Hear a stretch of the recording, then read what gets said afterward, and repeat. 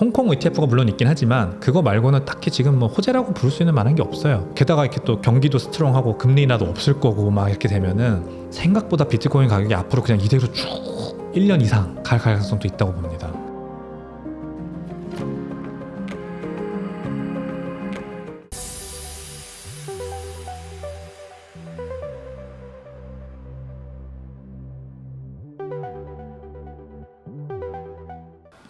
좀 슬로우해졌죠, 확실히. 요즘 좀 슬로우해졌고, 비트코인 ETF에 계속해서 돈이 들어오긴 하겠지만, 제가 봤을 때는 이제 이 슬로우해진 템포가 계속해서 유지되지 않을까 싶습니다. 크게 지금 들어올 만한 요인은 별로 보이지 않고요. 결국 사람들의 인식이 바뀌어야 됩니다. 그래서 이거는 굉장히 오래 걸리는 문제이기 때문에 지금 올해 안에 비트코인 ETF에 다시 한번 이 초반의 어떤 상승, 이 120억 달러가 3개월 만에 들어온 그러면서 엄청나게 많은 레코드를 갈아치웠잖아요. 뭐 가장 빠른 단기간에 뭐 100억 달러를 모은 ETF, 뭐 블랙록 중에서 가장 많은 자금을 끌어온 ETF, 뭐 이런 여러 가지 이제 기록들을 세웠는데 그런 기록들이 뭐 올해 안에 다시 나오기는 쉽지 않아 보입니다. ETF에 투자하는 거는 결국 고액 자산가들의 돈을 관리하는 어떤 자산관리사, 기관 투자자 이런 사람들인데 이런 사람들의 인식이 먼저 바뀌어야 됩니다. 비트코인이 좋다. 근데 그런 인식이 바뀌기까지는 시간이 걸려요. 이제 그러면서 고객들의 시각도 바뀌어야 됩니다. 이제 그죠? 그 고액 자산가들의 돈을 불려주는 사람들 시각이 먼저 바뀌고 자기 돈을 투자해보고 비트코인이 많이 좋다. 계속해서 수익이 좋네라고 하는 수익이 안 좋아도 심지어 투자할 수 있어야 되기 때문에 장기적인 어떤 시각이 바뀌어야 되고 그러면서 고객들을 설득해야겠죠. 그 고객들이 또 이제 연세가 좀 있으신 뭐 고액 자산가들이라고 하면 보통 그러니까 이런 사람들이기 때문에 또 이런 사람들의 시각이 바뀌어야 됩니다. 그 실물도 없는 비트코인이 도대체 뭐가 좋다고 뭐 내 포트폴리오에 넣어서 몇 년을 투자하란 말이냐라고 하는 거에 대한 인식이 확 바뀌어야 되는 거죠. 그러니까 비트코인 ETF도 골드 ETF처럼 계속해서 장기적으로 비트코인 가격을 이끄는데 올리는데 중요한 역할을 할 것 같긴 하지만 이제 단기적으로 올해 안에 뭐 더 큰 자금이 이것보다 더 큰 자금이 초반 3개월보다 더 큰 자금이 들어올 거냐? 저는 좀 회의적입니다. 그거는. 홍콩 ETF는 좀 그래도 기대감을 많이 가지고 있습니다. 그래도 중국 자금이 많이 들어올 거라고 생각해서 그렇거든요. 이제 중국이 아까 말씀드렸지만 그 주식 주가 지수와 부동산이 다 안 좋아서 대체 투자 자산에 대한 수요가 굉장히 크고 그 대체 투자 자산을 비트코인으로 일반 사람들이 가져가는데 이제 중국 당국 입장에서는 좀 양성화 시키고 싶은 마음이 있지 않을까. 근데 홍콩이 또 마침 아시아 금융 허브의 위치를 싱가포르한테 뺏기고 좀 경기가 슬로우해지는 지금 중이라서 다시 그 위상을 급부상시키고 그리고 글로벌 투자 자금을 다시 끌어오기 위해서 디지털 애셋이라고 하는 헤게모니를 가져가려고 하는 거죠. 그래서 홍콩 정부는 굉장히 적극적으로 이 가상자산, 암호화폐, 디지털 애셋이라고 부르는데 거기서는 그거를 이제 규제를 만들고 양성화하려는 움직임이고요. ETF 승인도 그 일환으로서 지금 굉장히 적극적으로 타진되고 있습니다. 그래서 거의 됐다고 보고요. 블룸버그는 2분기 안에 ETF가 홍콩에서 나온다라고 했더라고요. 근데 저는 그 가능성 굉장히 높다고 봅니다. 블룸버그 애널리스트들의 어떤 공신력이 있잖아요. 우리가 미국 ETF 맞춘 거 보면 결국 이제 되면은 중국 쪽 고액 자산가들의 돈을 관리하는 그런 자산운용사, 자산관리사들의 자금 그게 다 홍콩으로 넘어와서 홍콩 ETF로 비트코인 ETF로 들어가게 될 가능성이 크죠. 중국이 경제 2위 대국 아닙니까? 그러니까 이 임팩트가 상당할 수 있다라고 생각을 합니다. 미국에선 낮다고 생각하고요. 다른 국가에서는 가능성이 있다고 봅니다. 근데 다른 국가들에서도 이제 미국 먼저 어떻게 하는지 보고 결정하자라고 할 수도 있죠. 이더리움은 저는 똑같이 생각합니다. 증권성이 있다고 보고요. 증권성 문제가 해결되지 않으면 ETF로 만들어줄 수가 없죠. 이게 불법인지 합법인지도 모르는데 그러니까 지금까지 이더리움이 해왔던 이 모든 역사상 있었던 모든 어떤 뭐 프리세일이라던가 ICO라던가 그리고 이 창업자들이 이더리움을 뭐 OTC든 장 내에서든 매도한 거라던가 이런 것들이 다 투자 계약 증권으로 보고 어떤 미등록 증권을 판매한 혐의로 보느냐 이거거든요. 법리 다툼이거든요. 이 법리 다툼에서 만약에 이더리움이 지면 그러면은 ETF를 만약에 그 전에 승인해준 SEC는 그러면 큰일 나는 겁니다. 그러니까 절대 이 법리 다툼이 끝나기 전에는 못 해주고요. 다른 국가들은 미국에서 헤게모니를 뺏어오기 위해서 가상자산 산업에 대한 헤게모니를 뺏어오기 위해서 우린 이더리움 증권 아니라고 생각해요 라고 하면서 먼저 할 가능성이 있어요. 그렇게 할 만한 국가들이 많이 있죠. 사실 중국도 그렇고 뭐 러시아도 그렇고 반미 국가들 네. 그러니까 여러 가지 이제 정세 국제 정치 질서와 연결돼서 이더리움 ETF를 먼저 출시하려는 국가들도 있을 것 같긴 합니다만 그래도 정상적인 사고를 사실 한다면 미국에서 어떻게 하는지 보고 결정하겠다라고 하는 게 특히 우리나라가 아마 그럴 것 같고요. 맞지 않을까. 그래서 이더리움 ETF는 조금 저는 회의적으로 봅니다. 이더리움 좀 힘들 것 같아요.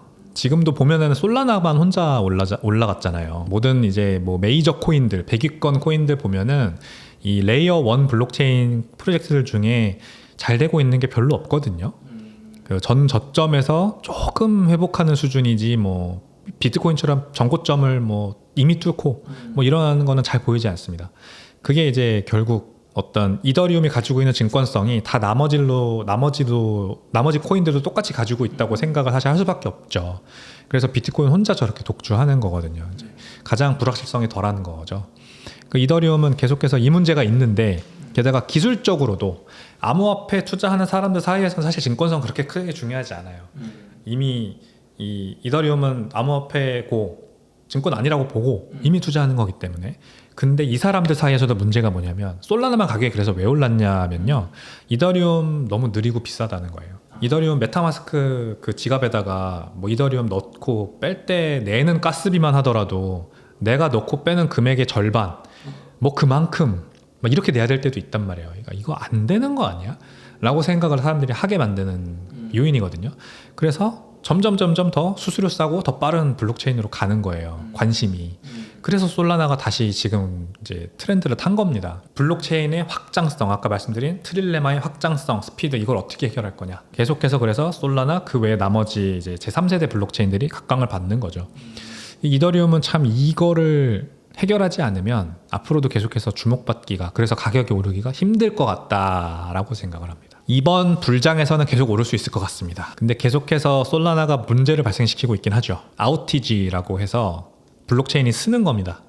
블록을 계속해서 생성을 해야 되는데 그거를 이제 마치 서버가 꺼지듯이 정지돼 버리는 거죠. 그게 이제 뭐 뻑이 나는 거예요, 전문 용어로. 너무 많은 컨제스천이 몰리면, 트랜잭션이 몰려서 컨제스천이 발생하면 블록체인을 그 블록을 생성하는 노드들이 더 이상 트랜잭션을 처리를 하지 못해서 블록이 서버리는 겁니다. 그게 뭐 며칠 전에도 있었어요. 제가 홍콩 가 있을 때 그 솔라나가 섰다 이걸 듣고서는 아이 또 그래? 제가 그렇게 얘기한다는 건 보면 아시겠죠. 여러 번 있었습니다. 솔라나가 계속해서. 비트코인은 한 번도 그런 적이 없고요. 이더리움도 없습니다. 그러니까 결국 블록을 쌓아서 트랜잭션을 처리한다는 그 블록체인의 개념이 굉장히 이 비효율적인 데이터 처리 방식이에요. 그러니까 이거를 빨리 하려고 하다 보니까 뻑이 나는 거죠. 디도스 공격에도 취약하고 한 번에 트랜잭션을 많이 몰리게 해서 일부러 그 시스템을 먹통으로 만드는 거잖아요. 그런 것들을 솔라나가 과연 극복할 수 있느냐, 이게 이제 문제인데 이번 사이클에는 계속 오를 것 같다는 게 결국 이런 기술적인 문제가 중요한 게 아니라 상승 모멘텀을 탔다, 솔라나가 제2의 이더리움이다, 더 잘 될 것 같다, 그리고 거기에 뭐 이제 밈코인도 나오고 NFT도 되고 뭐 디파이도 되고 다 되잖아요. 그래서 솔라나가 계속 가격이 오를 것 같다 생각합니다, 이번 사이클에는. 저는 이게 이제 하나의 현상, 이 베이스 레이어 솔라나 기반 봉크 코인이라는, 예를 들어 가격이 많이 올랐던 최근에 밈코인이 있어요. 그 밈코인 가격이 막 오르는 이유는 뭐냐면 그 솔라나에 대한 기대감 때문이라고 생각을 합니다. 만약에 이더리움 기반 뭐 저 시바이누나 플로키나 이런 것들 가격이 많이 오른다면 그건 이더리움 체인에 대한 기대감이 크다고 생각을 하고요. 도지코인 가격이 많이 오른다면 일론 머스크에 대한 기대감이 큰 거라고 생각합니다. 진짜로. 네, 테슬라에 대한 기대감일 수도 있고. 다 그 밈코인이 대변하는 어떤 기저에 깔려있는 네트워크 기술, 뭐 블록체인 뭐라고 표현해도 좋은데 그게 있는 겁니다. 그거에 대한 믿음이. 그래서 밈코인, 도그 위프 햇이라고 또 굉장히 유행했던 밈코인이 있죠. 저는 그게 무슨 블록체인 기반으로 발행된 건지 잘 모르겠는데 그거 가격이 많이 오른 거는 결국 그 기저에 깔려있는 블록체인에 대한 어떤 상승 모멘텀이 크다는 걸 반증하는 거라고 생각을 해요. 다만 그 블록체인에 투자하고 있는 사람들이 이것만 계속 투자해서는 큰 돈은 못 벌어. 그러니까 뭔가 새로운 게 필요해 라고 해서 한번 펌핑을 시키는 거죠. 그게 가장 좋은 방법이 밈코인입니다. 새로운 어떤 뭐 예를 들어서 백훈종 체인이 있다고 해볼게요. 백훈종 체인이 레이어 1 블록체인입니다. 여기에는 뭐 NFT도 되고 발행도 되고 ICO도 되고 알트코인 발행도 되고 디파이도 있고 스마트 컨트랙트도 다 돼요. 그러면 다 비슷하잖아요, 사실. 솔라나보다 뭐 좀 빨라요. 이더리움보다 더 싸요. 뭐 이렇게 해 이제. 근데 하지만 다 비슷하죠. 그러면 뭘로 이걸 유행시킬 거냐? 이 코인을 가지고 있는 그 수많은 홀더들, 노드들은 뭘로 돈을 벌게 할 거냐? 밈코인이 아주 직관적이고 굉장히 간단하죠. 예쁜 어떤 뭐 유행을 탈 만한 그런 밈을 하나 박아놓고 야 이거 내가 만들었어. 근데 이건 어떤 컨셉이냐면 하면서 스토리를 입히는 거죠. 그렇게 다 나오는 거거든요.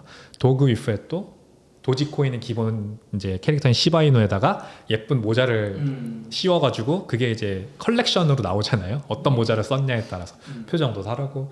근데 그게 이제 다 그 코인을 가지고 있는 사람들 입장에서는 이거 유행할 것 같아.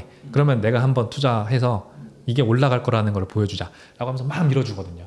그러면 이제 그 물결을 보고 나머지 밖에 있는 사람들 투자를 해요.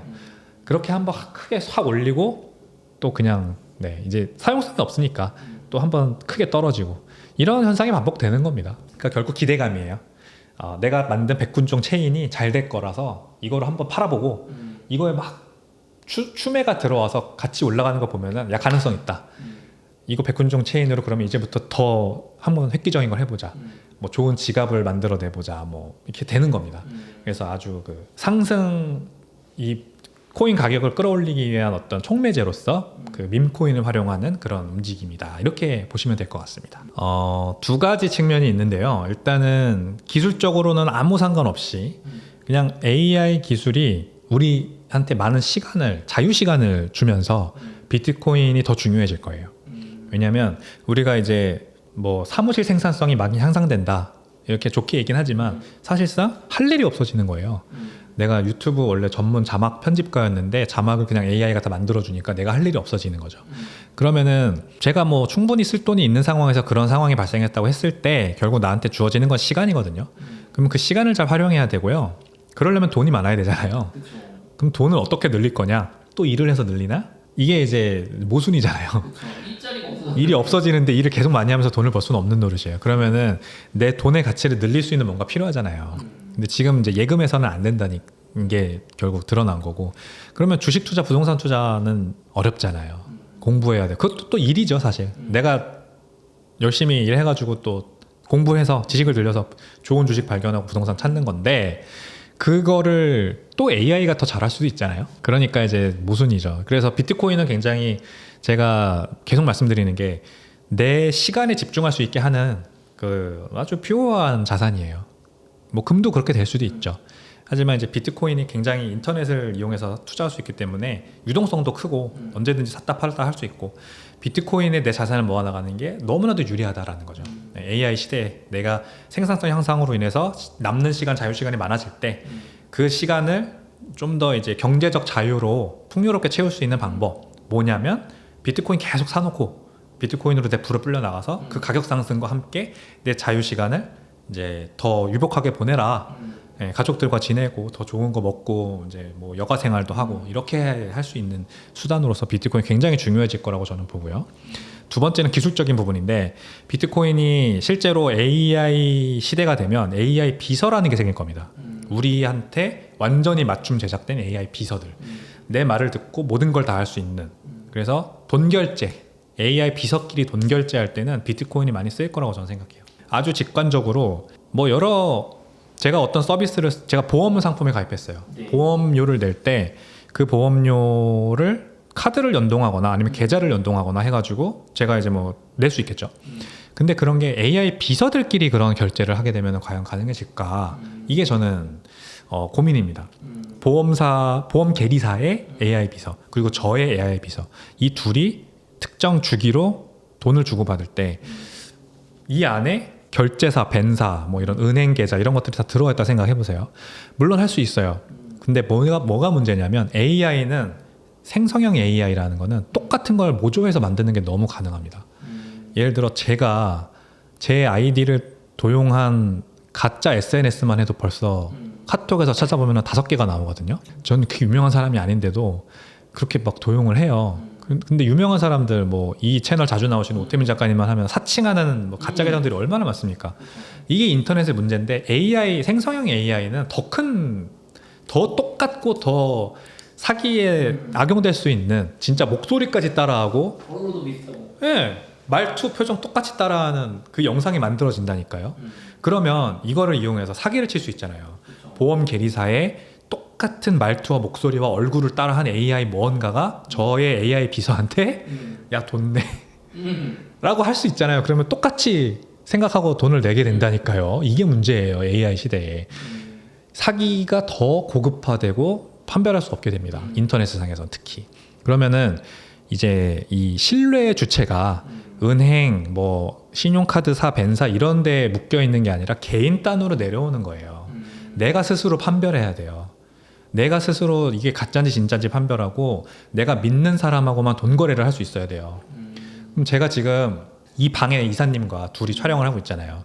제가 만약에 이사님한테 돈을 드려야 돼요. 그러면은 제가 방금 말씀드린 그런 AI가 지배하고 있는 세상에서는 이사님을 믿을 수 있나, 인터넷 존재하는 이사님의 존재를 믿을 수 있나 생각이 들겠죠? 그러면 이렇게 만났을 때 직접 드리자라고 하는 게 속이 편하잖아요. 그쵸. 이걸 인터넷으로 할 수 있는 게 비트코인이라니까요. 나머지 방법은 그런 뭐 제3자가 끼어드는 순간 바로 거기에서 이 카피, 사기의 가능성이 존재하기 때문에 점점 더 좀 쓰기 어려워질 거예요. 은행 이제 요즘은 은행 그 앱을 통해서 계좌 이체할 때 옛날처럼 막 공인인증서 비밀번호 넣기 안 하잖아요. 그냥 간단 비밀번호만 입력하게 하죠.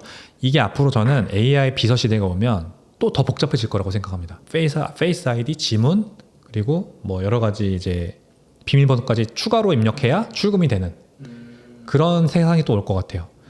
지금 사실 암호화폐 거래소도 그렇게 해야 되거든요. 혹시 아시나요? 바이낸스나 OKX 같은 거 쓸 때 출금 한번 하려고 하잖아요. 이메일로 6자리 받아야 되고요. 그 다음에 제 OTP라고 해서 OTP 앱을 깔아요. 그럼 거기에서 또 이제 30초마다 6자리 숫자가 바뀌면서 계속 나오거든요. 그거 입력하고 문자로 또 6자리 받아서 그거 입력하고 3단계 인증을 해야 출금이 됩니다. 이게 이제 무신뢰 기반, 아무도 믿을 수 없다라고 하는 거의 어떤 특징이에요. 근데 저는 어쨌든 그 거래소 이용하니까 그 거래소라는 주체를 못 믿기 때문에 그렇게 이제 3개 이용을 하는 거죠. 이걸 은행들도 아마 똑같이 요구를 할 겁니다. 그럼 얼마나 귀찮아요. 그러니까 차라리 만나서 돈 주는 게 나아요. 근데 매번 만날 수 없잖아요, 사람을. 뭐 어떻게 해야 되냐? 제가 이사님 비트코인 주소를 알고 있으면 돼요. 그 주소 이제 시퀀스가 있겠죠. 여러 개가 있고 그 안에서 계속해서 랜덤으로 AI가 선택해서 전송을 하겠죠. 이런 어떤 면대면 돈 거래가 가능해져야 되고 인터넷상에서 이게 가능하려면 비트코인 네트워크 이용해야 됩니다. 가장 복사될 가능성 없고 그러니까 어떤 AI든 비트코인 코드 이용해서 똑같은 비트코인 만들 수 있지만 원조 비트코인을 따라하는 건 의미가 없어요. 모나리자를 100장을 만들어도 모나리자 원본은 루브르에 있는 거 하나잖아요. 그거랑 똑같은 생각하시면 돼요. 그러니까 AI끼리는 비트코인 원본 비트코인은 계속해서 판별할 수 있을 거고 이거를 통해서만 돈 거래를 하면 되는 거거든요. 그래서 AI 시대가 점점 다가갈수록 비트코인의 사용성은 점점 늘어나는 겁니다. 비트코인 앱을 똑같이 만들 수는 있겠죠. 그러니까 거기에서는 뭘로 판단을 해야 되냐면 저와 이사님이 돈을 주고받기로 한 그 지갑 주소. 그 지갑 주소는 뭐 복사를 하던 뭐 안 하던 어차피 그 지갑 주소는 하나니까 세상에 거기로만 돈을 주고받으면 되는 거죠. 아마 그렇게 복사를 하면은 어떤 AI가 사기를 치기 위해서 똑같이 이사님의 그 계좌번호를 복사를 해가지고 나한테 돈 줘 하면은 계좌번호는 바꾸겠죠. 다른 지갑 주소로 보내라고 하겠죠. 근데 그게 아니잖아요. 우리가 보내기로 약속한 거는. 그래서 그 지갑 주소만 바뀌지 않는다면은 아주 안전하게 돈 거래를 할 수 있는 겁니다. 비트코인의 이제 앞으로 가격이 어떻게 될지 다들 궁금하실 텐데 솔직히 저도 모르겠습니다. 아까 말씀 많이 드렸지만 너무 과열돼 있는 건 또 아니라서 지금 이제 상황이 비트코인이든 뭐 주식시장이든 사람들이 과열됐다고 이렇게 걱정을 할 때는 그렇게 과열된 게 사실 아니더라고요, 보통. 그래서 상승장이 이어질 거라고 저는 봐요. 근데 과연 지난 3번의 반감기 사이클과 같을 거냐. 이제부터 조금 횡보하다가 한 6개월 이후부터 상승하기 시작해서 18개월, 이제 그다음부터는 1년이죠. 1년 동안 상승하고 고점 찍고 내려올 거냐. 그래서 다 그 고점이 뭐 3억이 되냐 5억이 되냐 이야기하고 있잖아요. 그거 그렇게 되면 그렇게 안 간다고 저는 생각하거든요. 그래서 아예 그냥 다르게 생각을 해야 됩니다. 뭐가 다를까 이번에는. 그래서 계속 그거에 저는 요즘 관심을 갖거든요. 그래서 예, 호재가 홍콩 ETF가 물론 있긴 하지만 그거 말고는 딱히 지금 뭐 호재라고 부를 수 있는 만한 게 없어요. 그러면은 게다가 이렇게 또 경기도 스트롱하고 금리 인하도 없을 거고 막 이렇게 되면은 아마 생각보다 비트코인 가격이 앞으로 그냥 이대로 쭉 1년 이상 갈 가능성도 있다고 봅니다. 근데 이럴 때 그냥 적립식 매수하세요. 적립식 매수 계속 하시고, 그러다가 뭐 쭉 눌려왔던 매수세가 터져가지고 한 뭐 5억, 10억 이렇게까지 갑자기 올라갈 수도 있거든요. 그럴 때 한번 큰 상승의 행복을 누리시기 위해서는 지금 그냥 눈 딱 감고 적립식 매수 꾸준히 해나가는 거. 그리고 제가 말씀드렸죠. 가격이 또 변동성이 크다 보니까 크게 빠질 때도 분명히 있을 거예요. 30%, 뭐 JP모건 예상했던 33%. 그럴 때 사야 되잖아요. 그때 안 사면 너무 아깝거든요. 그래서 현금도 항상 같이 모아 나가시면서 비축하시면서 비트코인 모아 나가시는 게 좋겠다. 이렇게 생각합니다. 네, 그렇게 조언 드리겠습니다.